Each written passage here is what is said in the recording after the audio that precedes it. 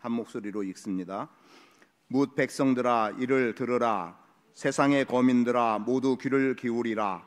귀천 빈부를 막론하고 다 들을지어다. 내 입은 지혜를 말하겠고 내 마음은 명철을 작은 소리로 읊조리리로다. 내가 비유에 내 귀를 기울이고 수금으로 나의 오묘한 말을 풀리로다. 죄악이 나를 따라다니며 나를 애워싸는 환난의 날을 내가 어찌 두려워하랴. 자기의 재물을 의지하고 부유함을 자랑하는 자는 아무도 자기의 형제를 구원하지 못하며 그를 위한 속전을 하나님께 바치지도 못할 것은 그들의 생명을 속량하는 값이 너무 엄청나서 영원히 마련하지 못할 것임이니라. 그가 영원히 살아서 죽음을 보지 않을 것인가. 그러나 그는 지혜 있는 자도 죽고 어리석고 무지한 자도 함께 망하며 그들의 재물은 남에게 남겨두고 떠나는 것을 보게 되리로다. 그러나 그들의 속생각에 그들의 집은 영원히 있고 그들의 거처는 대대에 이르리라 하여 그들의 토지를 자기 이름으로 부르도다. 사람은 존귀하나 장구하지 못하며 멸망하는 짐승 같도다. 이것이 바로 어리석은 자들의 길이며 그들의 말을 기뻐하는 자들의 종말이로다. 셀라. 그들은 양같이 수울에 두기로 작정되었으니 사망이 그들의 목자일 것이라. 정직한 자들이 아침에 그들을 다스리리니 그들의 아름다움은 소멸하고 스울이 그들의 거처가 되리라. 그러나 하나님은 나를 영접하시리니 이러므로 내 영혼을 스울의 권세에서 건져내시리로다. 셀라. 사람이 치부하여 그의 집에 영광이 더할 때에 너는 두려워하지 말지어다. 그가 죽음에 가져가는 것이 없고 그의 영광이 그를 따라 내려가지 못함이로다. 그가 비록 생시에 자기를 축하하며 스스로 좋게 함으로 사람들에게 칭찬을 받을지라도 그들은 그들의 역대 조상들에게로 돌아가리니 영원히 빛을 보지 못하리로다. 존귀하나 깨닫지 못하는 사람은 멸망하는 짐승 같도다. 아멘.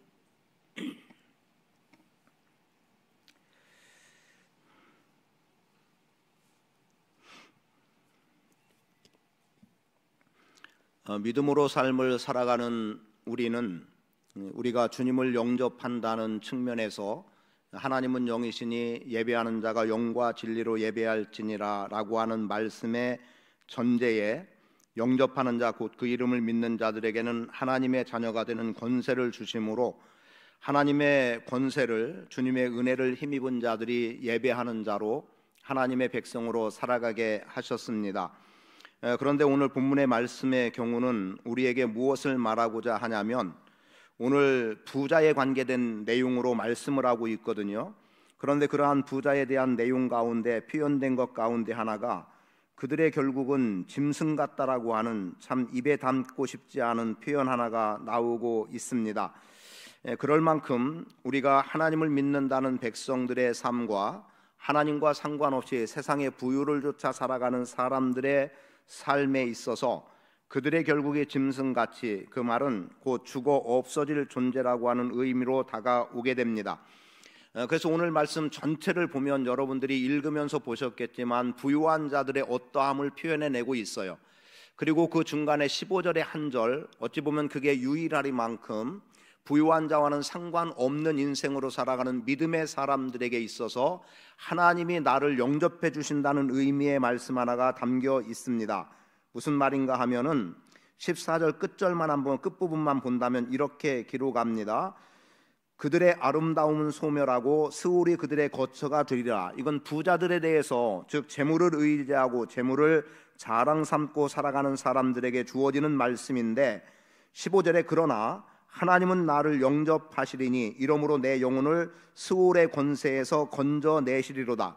어떤 사람은 스울로 내려간다라고 표현되고 있는 반면에 시편 기자는 자신을 일컫는 표현 아니겠습니까? 하나님은 나를 영접하시리니 라고 하는 말씀을 볼 때 다 지옥으로 내려간다 하더라도 나는 하나님께서 건져내 주신다, 하나님은 나를 영접해 주신다라고 하는 의미로 우리에게 다가오고 있습니다.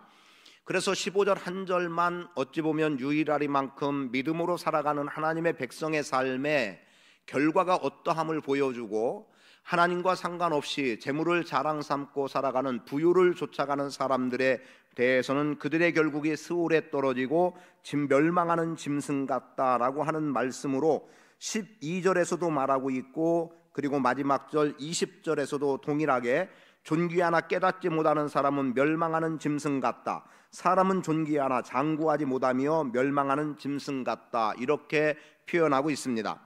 설교하는 입장에서 여러분들에게 이렇게 말하고 싶지는 않지만 한번 생각해 보세요. 나는 사람이다, 그리고 또 반면에 스올에 떨어지는 존재는 짐승 같다라고 한다면 여러분, 사람의 범주에 서기를 원하세요? 짐승 같은 존재의 범주에 서기를 원하십니까? 말할 것도 없이 우리는 사람의 범주에 속하기를 원하고 되겠죠.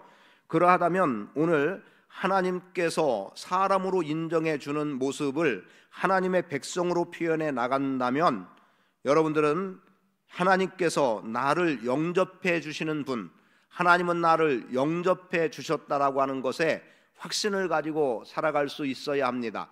그래서 하나님의 백성이라고 하는 부분에서 명확한 인식을 하고 삶을 살아가야 되고, 그리고 시작의 말씀을 영접하는 자 곧 그 이름을 믿는 자들에게는 하나님의 자녀가 되는 권세를 주셨다는 영접이라고 하는 단어 그대로를 가지고 본다면 본문은 내가 하나님을 영접함이 아니라 하나님이 나를 영접해 주신다는 말씀이 기록이 되고 있고, 그리고 여러분이 잘 알고 있는 요한복음 14장 말씀에는 너희는 마음에 근심하지 말라, 하나님을 믿으니 또 나를 믿으라.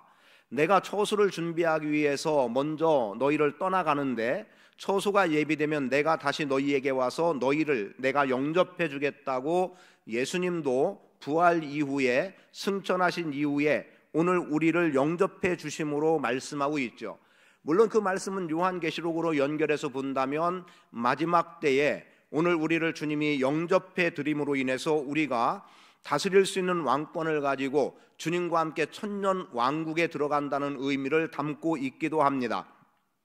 분명한 것은 우리는 구원이라고 하는 관점에서 내가 주님을 영접함으로 구원받는다고 하지만 실상은 우리는 우리의 힘으로, 우리의 자의적인 어떤 방법으로 주님 앞에 나갈 길이 없어요.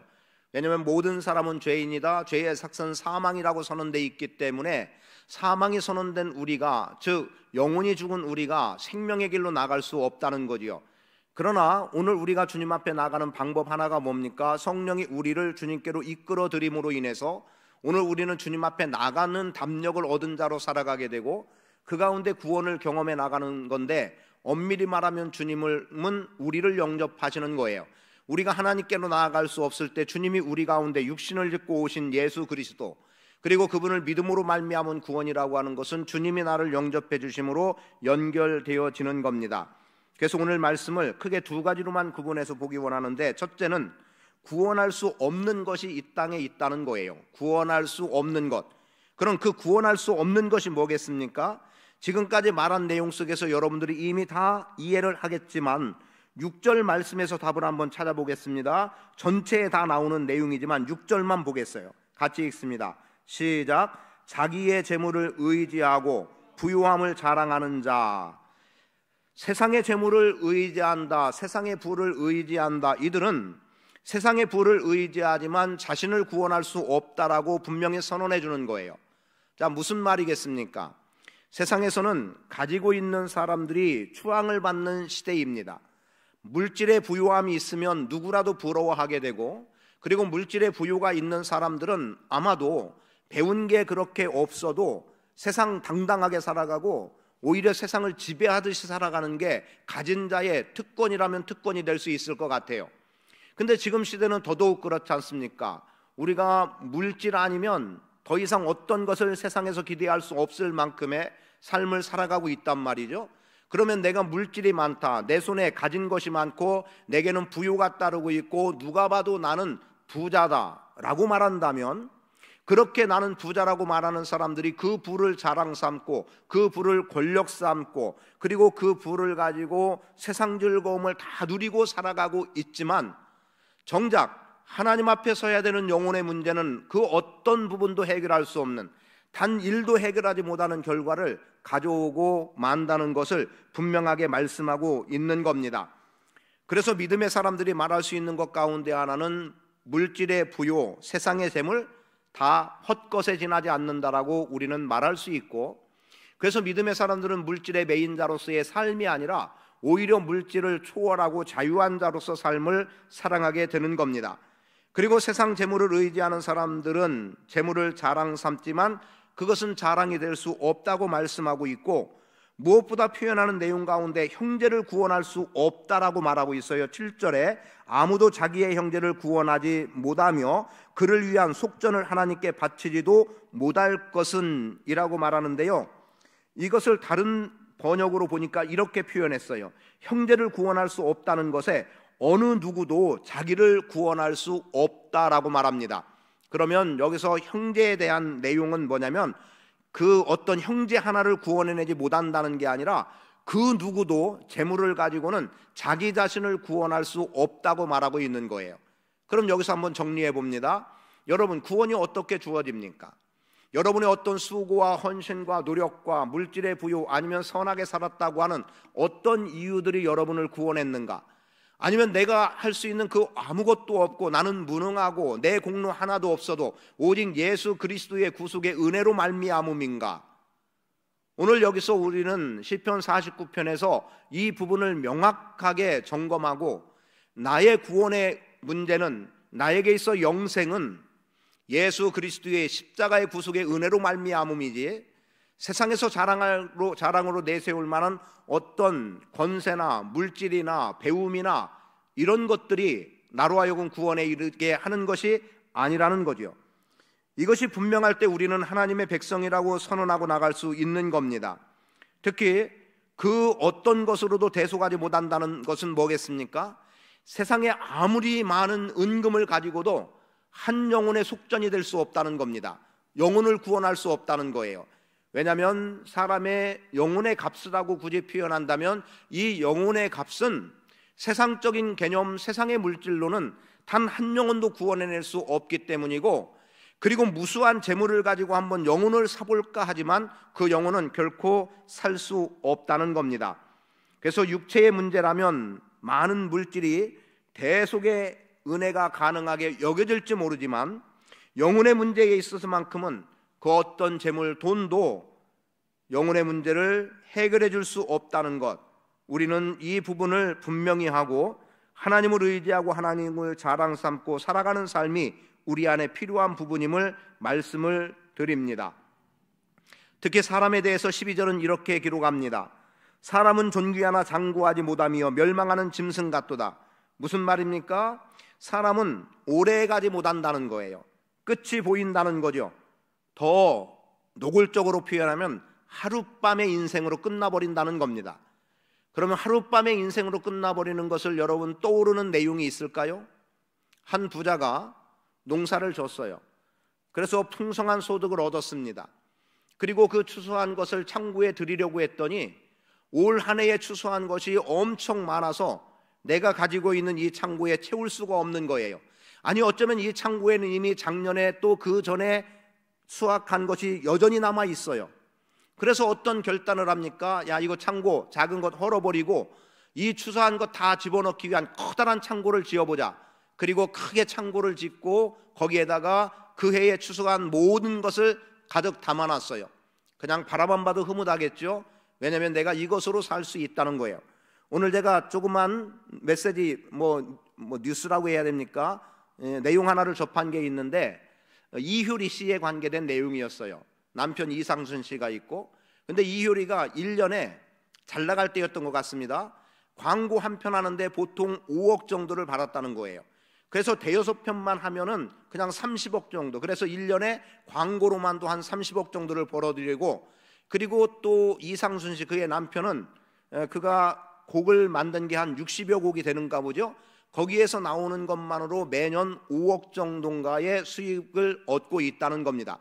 그래서 얼마라고 그들이 대놓고 이야기는 않았지만 어떤 프로그램에 나와서 질문한 것에 대한 답은 평생 쓰고도 남는, 그러니까 평생 써도 쓰지 못할 만큼의 재산을 가지고 있다는 어떤 표현을 했다는 거예요.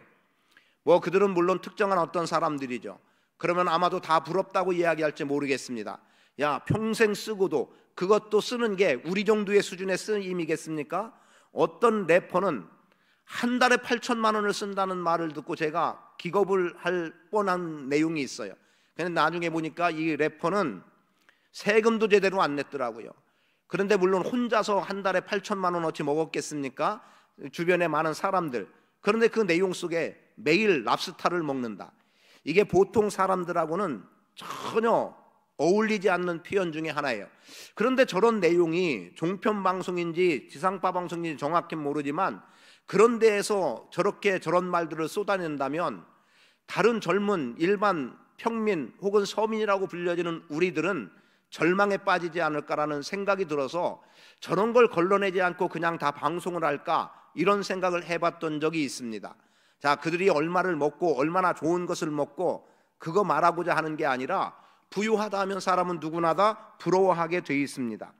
그러나 우리 믿음의 사람들은 그런 것들을 부러워할 이유가 없는 거죠. 그래서 다시 본래의 말씀으로 와서 창고를 커다랗게 짓고 바라보는 것만으로도 그는 흡족한 거예요. 그래서 그 스스로 무엇라고 말합니까? 야, 내가 이렇게 많은 것을 쌓아놨으니 이제 이것 가지고 먹고 마시고 즐기자라는 거예요. 그게 가진 자들의 특권이라면 특권이라고 말할 수 있겠죠. 그랬는데 그때 주님께로부터 오는 소리는 뭡니까? 음성은 뭐예요? 야, 어리석은 자야, 오늘 밤에 너의 영혼을 내가 데려간다면 그 쌓아놓은 재물이 너에게 무슨 소용이 있느냐? 이거 다 남의 손에 들어가고 많은 것으로 끝나버린다는 거죠. 바로 오늘 우리 인생이 하룻밤 같다라고 말하는 이유가 그거예요. 주님이 오늘 밤 데려가면 끝나는 거예요. 나는 영원히 살 것 같지만 이거 다 쓰고 죽으면 되겠지라고 생각할 수 있고, 내가 죽을 때까지 써도 이거 다 못 쓴다라는 그런 생각 가지고 살아갈 수 있을지 모르겠지만, 주님이 오늘 밤 불러가신다면, 내 영혼을 주님이 오늘 걷어가는 회수해 버린다면, 우리의 육신은, 영혼을 걷어가 버리면 우리의 육신은 이 땅에 그냥 쓰러져 버리고 마는 썩을 인생, 어찌 보면 짐승의 밥에 지나지 않는 정도로 우리는 끝나버릴 인생이라는 거지요. 그래서 세상의 재물은, 돈은, 부는 결코 우리의 영혼을 구원할 수 없다는 사실입니다. 또 부자 청년도 마찬가지 아니겠습니까? 부자 청년이 어떻게 해요? 영생에 대한 문제를 가지고 주님 앞에 나와서, 선한 선생님이 어떻게 하면 영생을 얻을 수 있습니까? 야, 네가 나를 왜 선하다 하느냐? 너 계명대로 살지 않았냐? 이거죠. 사실은 그렇게 살면 된다는 건데, 그래서 내가 이렇게 계명 다 지켜 행했습니다. 주님이 말씀하시죠. 너에게 한 가지 부족한 것이 있다. 내어 가진 것을 팔아서 가난한 자들에게 주고 나를 따라오라고 말씀했어요. 그런데 이 부자 청년이 자신이 가진 것이 많아서 근심하고 돌아갔다는 거예요. 근심하고 돌아가서 팔고 주님께로 나왔다면 그는 영생에 이르는 은혜를 경험했겠지만, 그런 내용이 기록되지 않아요. 그 사람은 결국 근심하고 돌아간 것, 재물 때문에 결국은 영생을 소유하지 못하고 끝나는 인생이 돼버리고 만다는 거죠. 저는 여러분들이 구원할 수 없는 세상의 재물을 의지하지 않기를 원합니다. 물론 물질 많으면 좋을 거예요. 저분들 뭐 돈에 대해서 욕심이 전혀 없겠습니까? 물론 어떻게 쓰느냐에 따라서 다름이 있겠지만, 그런데 주님이 말씀하는 내용 가운데 하나는 결국 사람은 죽는 인생이기 때문에 돈이 없는 자도 죽지만 돈이 많은 자도 죽는다는 거예요. 그거를 부자와 나사로의 비유 속에서도 접할 수 있지 않습니까? 부자는 가진 것으로 매일 잔치를 벌이고 있고, 그리고 거지 나사로는 그의 집에 잔치상에서 떨어지는 부스러기를 먹고 근근히 살아가는 정도의 사람. 그런데 예외 없이 부자도 거지 나사로도 죽었다는 것 아닙니까? 거지 나사로는 죽고 부자는 죽지 않고 영원히 산다면 우리는 재물을 탐낼 수 있고 재물을 바라보고 재물을 신을 삼고 살아갈 수 있을 겁니다. 그런데 재물이 많아도 결국 그는 죽고 말았어요. 그러니까 결과적으로, 그리고 또 죽은 이후의 모습도 우리는 성경을 통해 이미 알고 있지 않아요? 거지 나사로는 이 땅에서 버림받은 존재처럼 살았지만 그는 아버지 아브라함 품에서 안식을 누리고 있고, 그리고 부자는 어떻게 되고 있어요? 지옥불에 떨어져서 타는 불에 고통하고 있지 않습니까? 그래서 그 고통 속에서 부르짖다가 우연찮게라도 보게 된 게 바로 하늘나라 천국이었던 거죠. 근데 거기에 어때요? 자기가 알고 있는 거지 나사로가 있는 거예요. 이게 될 법이나 한 소리일까요? 세상의 이치로는 그렇게 인생 역전은 쉽지 않습니다. 그러나 영혼의 문제만큼은 주님이 우리를 거둬주신다면, 주님이 나를 영접하신다면 거지 나사로와 같은 존재도 주님 품에 안길 수 있음인 거예요. 그게 주님이 영접해 주시는 은혜입니다. 그래서 요청하잖아요. 나사로의 손끝에다가 물을 한 방울 찍어서 내 혀에 좀 대게 해달라고. 그러나 이곳과 이곳은 분리되어 있어서, 하늘과 지옥은 분리되어 있어서 그리할 수 없다는 것 아닙니까? 나 돌려보내 주십시오. 그러면 지금 내 형제 5이 있는데 그들에게 지옥이 있음을 내가 말할 것이고, 너희는 나처럼 살지 말라고 해서 그들이라도 구원에 이르게 해보겠다고 하지만 이미 선지자들을 보냈는데 그들의 말을 듣지 않았다. 네가 살아 돌아간들 너의 말을 듣겠느냐라는 것으로 단호하게 거절하시죠. 거기서 나오는 내용이 뭐예요? 형제를 구속하지, 형제를 속량하지 못한다는 겁니다. 지금 본문 말씀 속에서 나오는 게 그것 아닙니까? 그 어떤 한 사람도 속량할 수 없는 7절, 아무도 자기의 형제를 구원하지 못하며. 오늘 유독 말씀을 준비하는 속에서 나오는 생각들은 예수님께서 말씀하셨던 부자와 관계된 내용들을 하나하나 떠오르게 만들었어요. 이렇게 영생의 문제로, 그리고 이제 내 영혼아 편히 쉬자 이 문제도, 그리고 또 나사로와 거지, 나사로와 부자의 내용도 동일하게 오늘 말씀 속에서 자기 형제 하나 구원해내지 못하는 물질, 재산, 부, 아무 쓸모 없다는 거죠. 재물은 사람의 죽음을 막지 못한다고 말씀하고 있습니다. 그리고 재물은 영원하지 않다는 것, 오늘 본문을 통해서 말씀하고 있습니다. 그리고 결과적으로 10절의 말씀에 보면 죽으면 그들의 재산은 남에게로 돌아가게 된다는 거죠. 그래서 구원할 수 없는 물질을 바라보지 말자는 겁니다. 여러분, 물질 영원한 것이라고 생각하지 마시고, 물질이 영혼을 구원할 수 없다는 거 분명히 하시고, 오히려 물질, 재물의 주인이신 하나님을 의지하는 게 필요해요. 재물까지도, 내 소유까지도 주인이 하나님이신데 내가 재물 바라보고 하나님을 등지고 살아간다면 나에게는 그 어떤 은혜도 주어질 수 없지만, 그러나 대신에 어떻습니까? 이 내가 가지고 있는 이 재물, 또 그 범주를 뛰어나는 어떤 누구의 재물도 하나님이 주인이시라고 인정하고 주인이신 하나님을 의지하고 바라고 나간다면 그분이 당신의 것으로 필요를 공급해 주시고 또 살아갈 길을 열어주시고 기업을 허락해 주시는 줄 믿습니다. 그래서 부자, 죽을 때 아무것도 가져가지 못한다, 16절 말씀처럼 아무것도 가져가지 못할 그 물질에 매이지 말자. 심지어 내가 죽을 때 그 재물이 나를 따라오지 못한다라고 말하고 있어요. 죽어서도 재물이 필요하다면 이 땅에서 재물 욕심 낼 필요 있겠죠.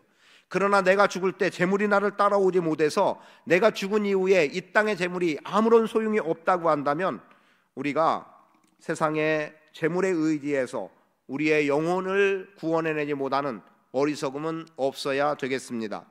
반면에 이제 15절 한 절의 말씀에서 나오는 내용입니다. 15절 같이 읽습니다.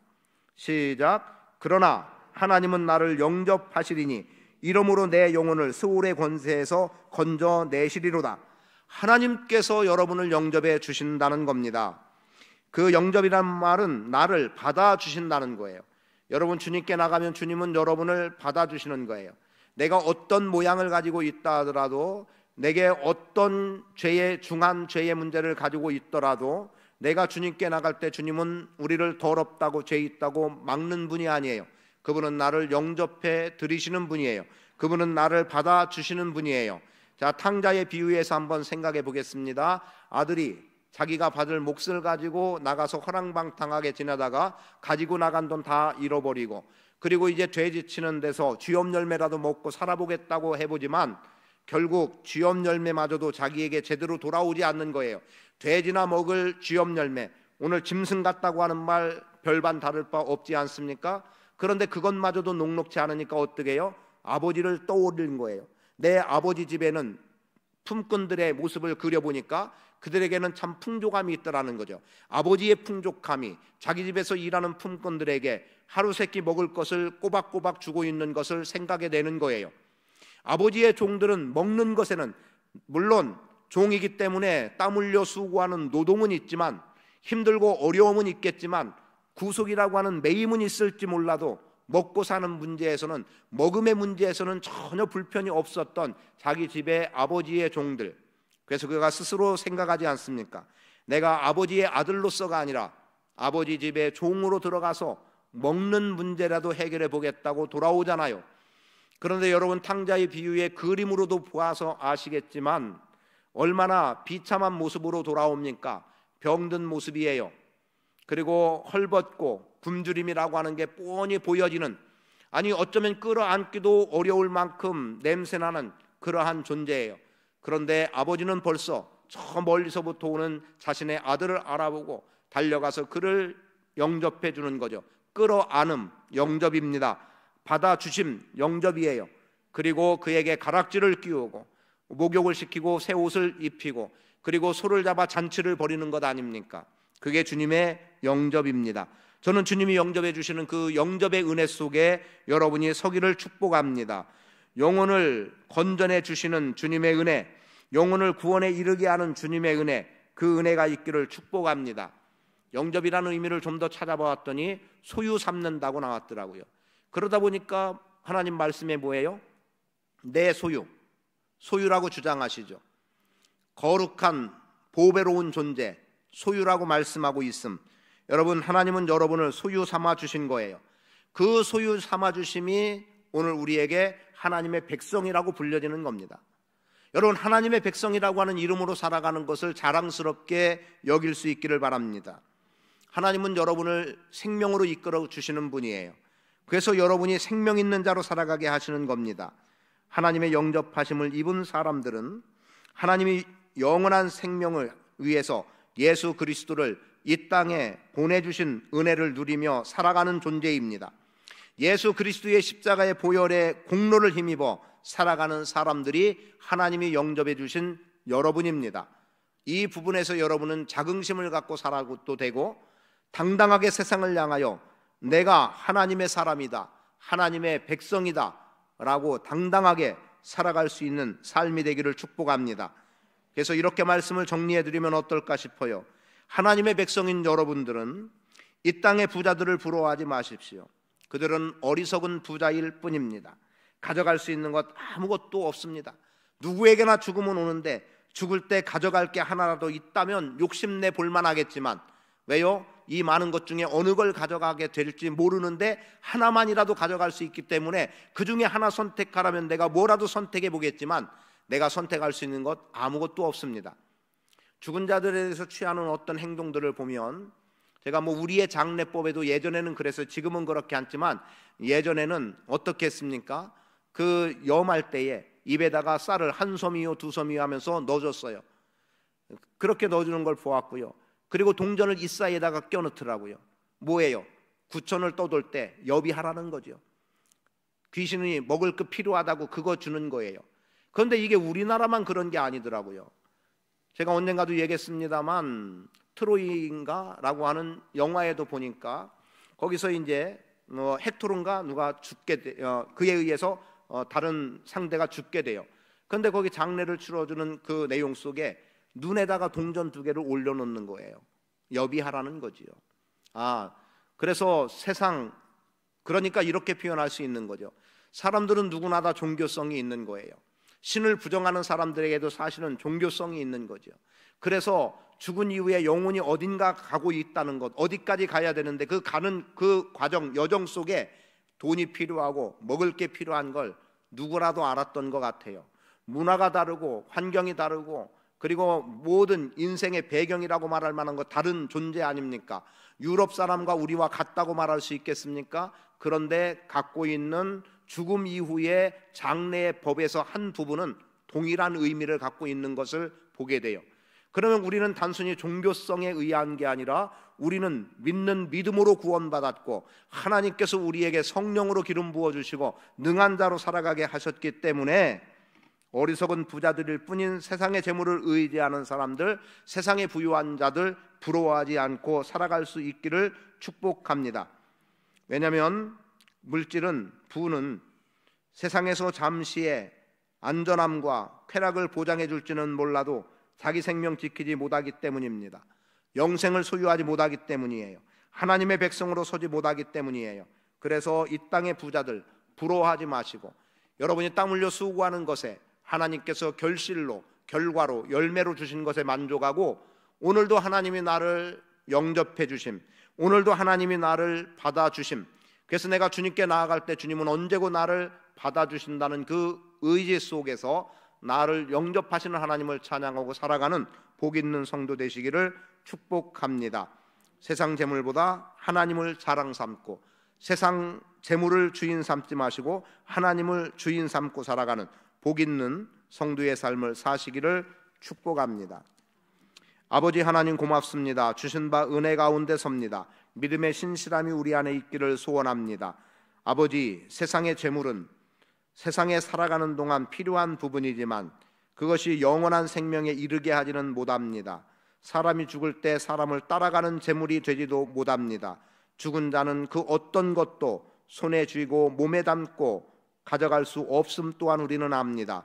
그러나 우리는 주님이 영접해 주시는 은혜 속에서 영생을 소유한 자로 살아갈 수 있게 하셨고 하나님 나라를 소망 삼는 자로 하나님의 백성으로 살게 하셨사오니 주여, 주님 의지하는 가운데 힘을 얻게 하시고 주님 의지하는 가운데 구원의 능력을 경험케 하시고 주님을 바라고 의지할 때, 주님께 걸음걸음 나아갈 때 주님께서 나를 받아주시고 영접해 주시는 은혜 속에 사는 복 있는 성도의 삶을 살게 하옵소서.